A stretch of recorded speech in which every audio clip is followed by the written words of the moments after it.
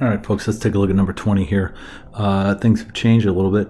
Now we are asked to evaluate a definite integral. And I know what you're thinking. Our answer better be a number, because all definite integrals where the limits of integration are numbers will result in a number. It then says use graphing utility to verify a result. Let's actually go ahead and do that first so we can kind of see what we're supposed to get as an answer. So I'm going to jump over here to my TI Inspire, and I've already graphed the function for us. It's right here, 5x divided by the square root of the quantity 1 plus 2x squared. I put a couple points on the x-axis here, one at the origin 0, 0, and then one at 2, 0. Those are my limits of integration. I'm then going to go ahead and hit Menu, Analyze Graph. Oh, let's take a look at the integral. And my lower boundary is there. My upper boundary is there, and the result is 5. So I'm expecting the answer once I work through the calculus and the algebra of evaluating that definite integral. I expect it to be 5. Let's go ahead and see if we can make that happen. I'm going to start by selecting something within the integral to serve as my u value, my for u substitution, and I'm going to choose that because it's the insidemost function. I'm going to go ahead and differentiate now.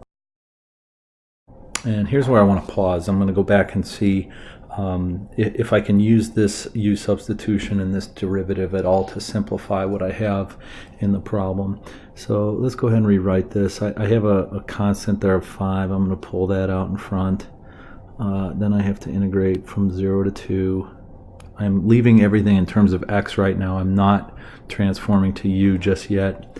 I have this quantity 1 plus 2x squared, and I have to take the square root of that, but that's in the denominator, so that's going to become a negative 1/2 exponent.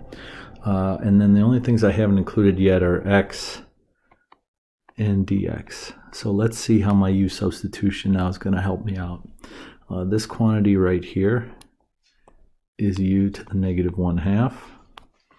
And then I don't have an x dx just yet. I need to get x dx, I'm going to divide both sides by 4. That then gives me 1/4 du is equal to the quantity x dx. So I can show that up here. This is 1/4 du. So again, I'm going to go ahead and rewrite this. Now I'm going to rewrite it in terms of u. So I have the constant multiplier of 5, and then I have a constant multiplier of 1/4, so that becomes 5/4. Now, this will be u to the negative 1/2 power du.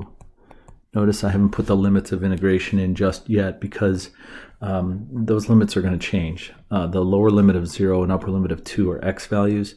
I now need to look at those in terms of u.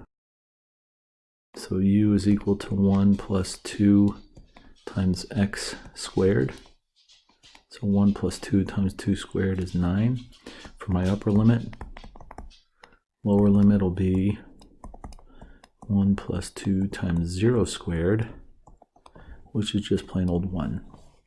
So my limits of integration here are 1 and 9. Now it's time to take an antiderivative. I add 1/2 to negative 1/2. I add 1 to negative 1/2. I get a positive 1/2. Divide by 1/2 is the same as multiplying by 2. Remember, I don't have to add a constant here because it's a definite integral. I just have to show that I'm substituting in my limits of integration. Let's go ahead and simplify that down here.